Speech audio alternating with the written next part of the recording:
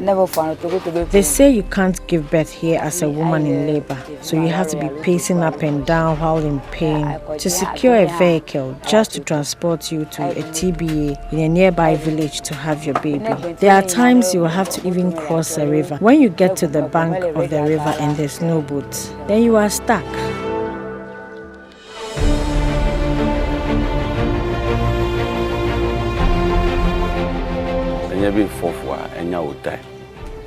Tamu yela kwa jivila enyi.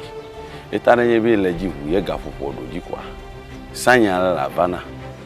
Be o egbiye nyemele nyu. Nyenkekede.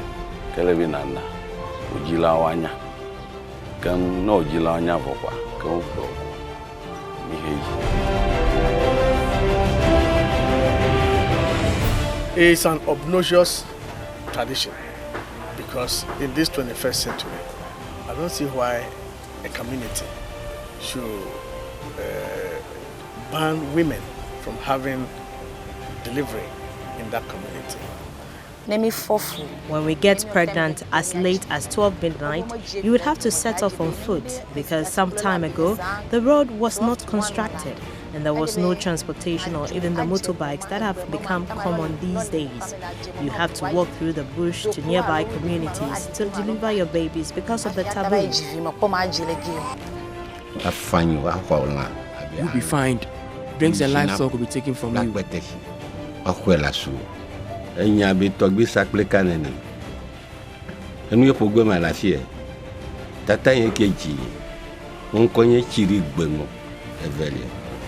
Comme value là, yo konye rota fa. Nya bloga mala, chiri bemwe. Ye toto nyanku mama po e metwila. Nya obronu, chudova, wadi bobonti, nye bloga mala.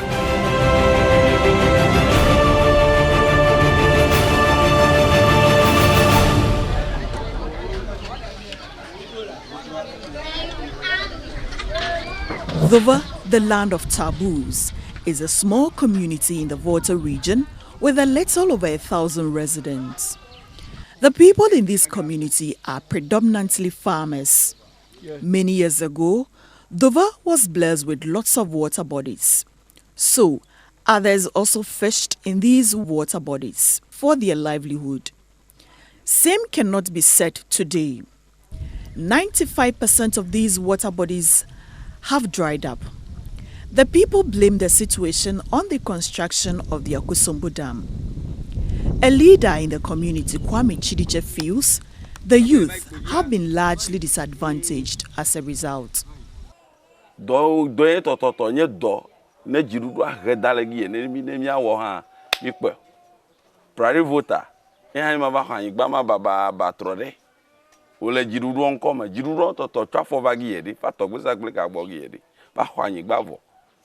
Agbala okpa o me ka le den ho bi shi anyi e do le wu.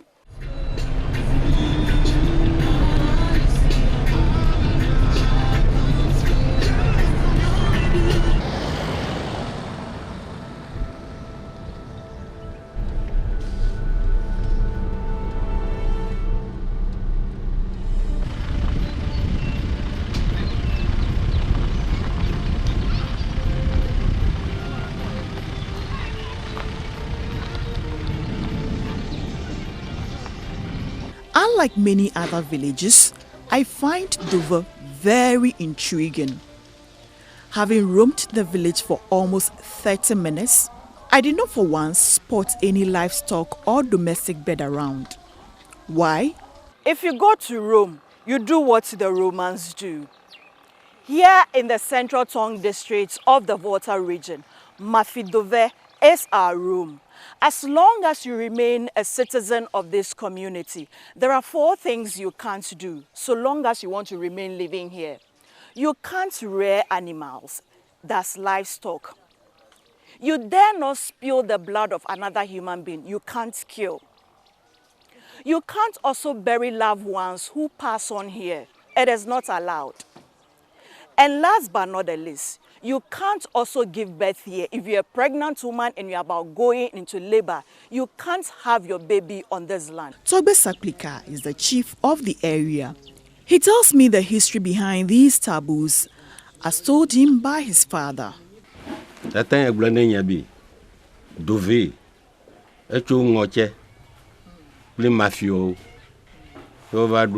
My father told me that Dove migrated from Noche to Mafi Dugame.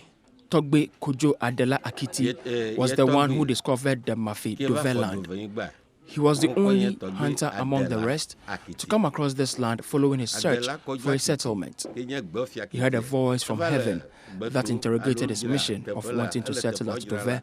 The hunter, Adela Kojo Akiti, returned to the said land again and began preparing the land to settle on it. He then heard the voice once more, which said he accepts the settlement here, except that there are taboos on the land he must observe.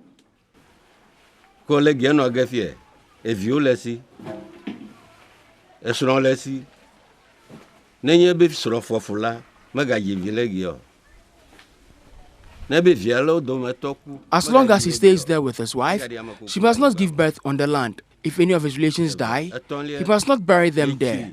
He must not shed the blood of another human being on the land. He will be cursed on the day he kills or raises a cutlass to kill a fellow human being on the land. He must not raise any animal there. These taboos he dares not break so long as he lives there.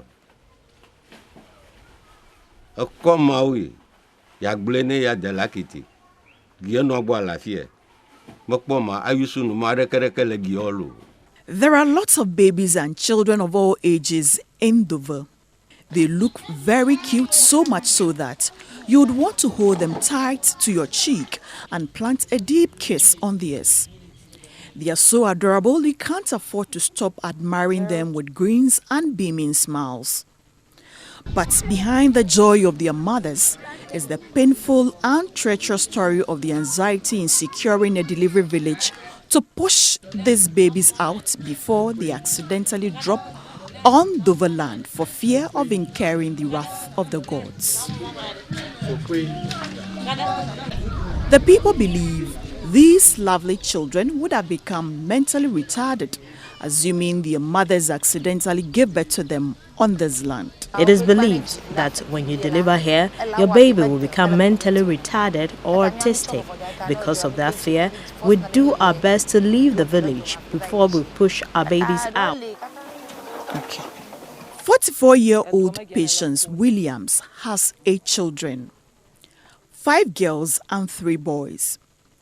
It is the fear of giving birth to abnormal children which compelled her to leave Dove while in labor to ensure she gets her babies strong and healthy. Patience says the stress in even getting transport to a nearby community, coupled with the non-availability of a traditional birth attendant at the time labor pain starts, are enough to make you lose your baby. Sometime before you get to your destination, you become overly exhausted as a result of the severe labor pains.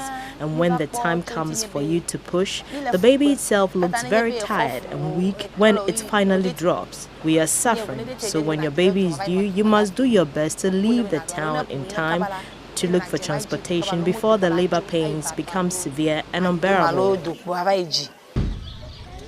Pathetic as her story and other women in Dove are, an elder in the chief's palace, Charles Benoit, believes the situation is nothing abnormal.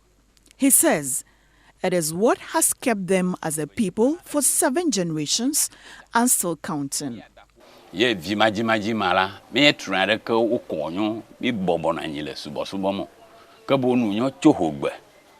for the taboo about not giving birth in Dove, it is not any fetish practice we have been observing. Rather, it is a sacred instruction from above that has been passed on to us. There are locations designated for such purposes, but because of civilization, we've decided to put up a health post close by where our pregnant women can go and deliver because the taboo is only in Dove here.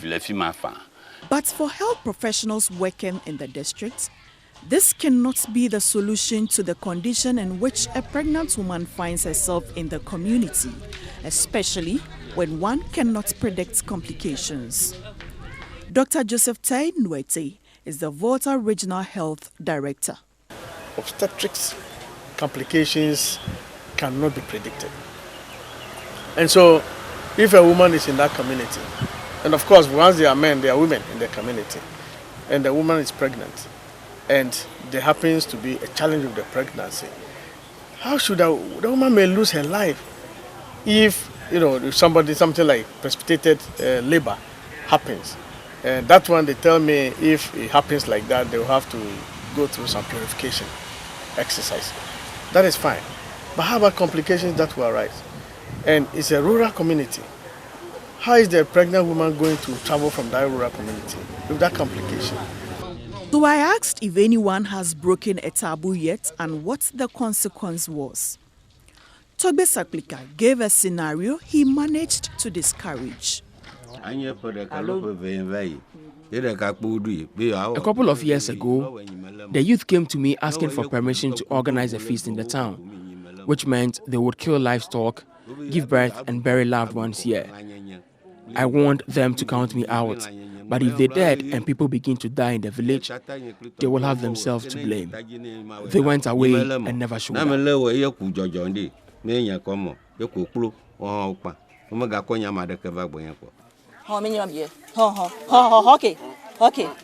Okay. Good. This is Kingsford. He's a year old. He was not born here. According to the traditions of this community, the mother can't deliver him here. So the mother traveled all the way to Sogakope to give birth to him.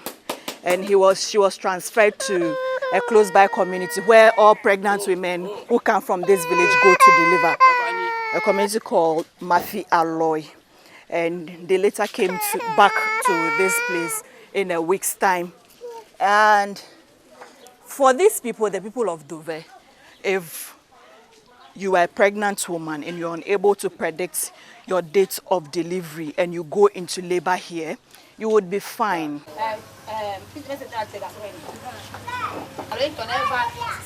Meet Maria Engman. That's no utro be gaton. Yeah, when you always say, you man on your no packing. Come a packing you know if you are, I'm for a tofu. Come for a tofu, I'm a brain jilao. Come when you brace on your way, you tie bonta, a dollar of any other. Tafiflane Alico, you come when your sister to la film.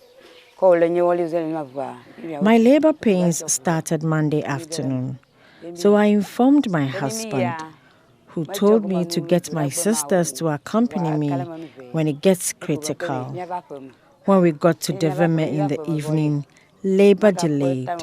So they suggested I go to the hospital, thinking it was complication. But I declined, since I had never delivered at a hospital before. I had to get a motorbike to return to Dove late in the night. I went back to Deveme the following day, which was Tuesday, and the TBA there assisted me to deliver. I got back in the evening on a motorbike with the baby.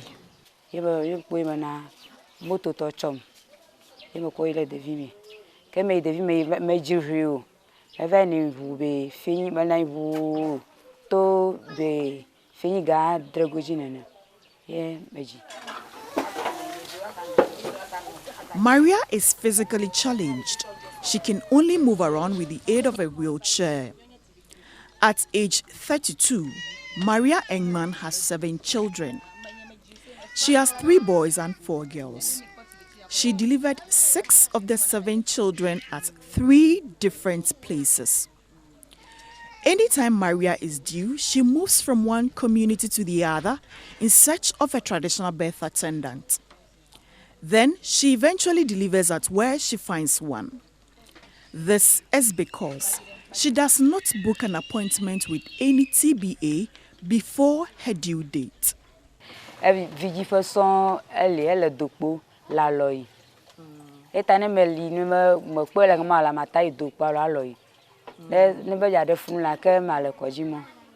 Maria gave birth to her second child here at Dover out of emergency. This is because her husband could not secure a vehicle to transport her in time, and the baby was almost out, so she delivered. When my second child was due, there was no vehicle to transport me to the village for delivery. I am crippled, so my family went to see the elders of the town to plead with them to allow me have my baby in Dover. Per tradition, those who give birth unexpectedly at Dover have to go through a cleansing ritual to purify the tainted land. This act, Dr. Nwete feels, is discriminatory against women. Pregnancy comes about through the interaction of two people, a man and a woman. So if the man impregnates a woman and the man is free to walk about and do whatever he does in that community, why should a woman who is at the end of the day just taking care, very good care of that seed, be the one who should bear the brunt? Maria had to provide the items for the ritual few days after delivery. She was, however, unable to tell us what the ritual entailed. I had to buy some items, including drinks, fowl and goats for the cleansing ritual. For Togbe Saklika, the fine is to teach offenders a lesson so they don't repeat it. The elders themselves later in the evening will prepare a meal from the items taken from the person and eat for you to see and repent. It is just to teach you a lesson to be obedient. So how has compliance to these taboos benefited the people of Dover? Togbe Saklika boasts of the order and peace in the community, attributing them to adherence to these taboos. If you are sick, you would hardly die. No matter how bad the situation, if you pour libation, you will definitely recover. But if you do not have a clear conscience, then you will die. If you are sick and we give you herbal treatment, you are destined to live. So we live long lives. We don't die accidental deaths or sudden deaths. Never in our history. The God of heaven rescues us from these predicaments and saves us in time due to our obedience. We eat meat and rare animals. All these are done at Aloyi or Dogbo. We are free here and nothing happens to us.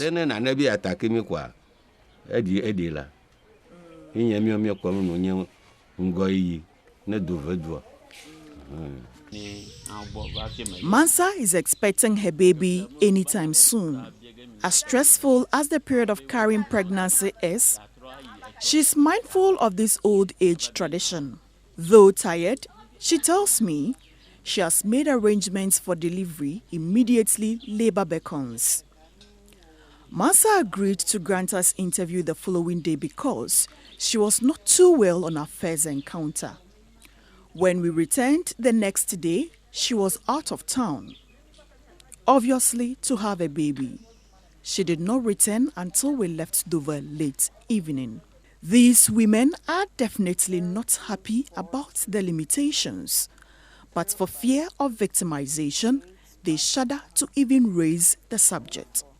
Maria, for instance, feels she has no right to question the basis for these practices, despite her disapproval of them.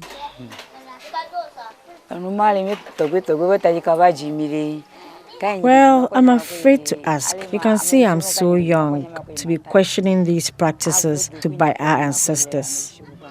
I am not matured. But people like Patience cannot be gagged. For her, the practice is primitive and too much trouble for pregnant women in particular. I wish civilization will come to this village so that we can be allowed to deliver here. See this physically challenged person, for instance. It is a lot of stress and difficulty for her to be roaming town or making frantic efforts to secure a common motorbike to take her out of the village if she begins contracting. It was the same with some of us before we managed to get to Sogakopa or Bato just to be able to have our children safe and healthy.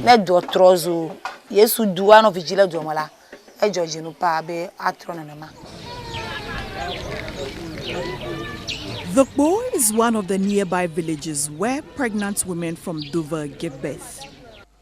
It is about 30 minutes walk or 5 minutes drive away from Dover.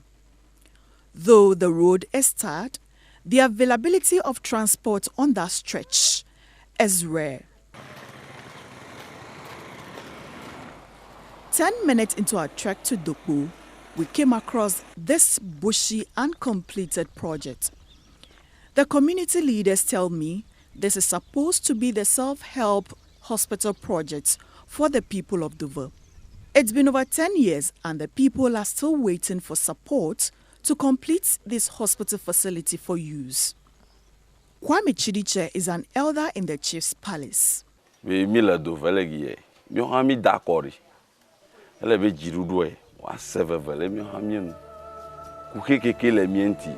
also vote in Dover, so the government must be interested in our welfare when we cry for help. The hospital was constructed by the townspeople themselves, but whenever we call for help at the stage we've reached, nobody seems to care. They just come and leave and we never hear from them.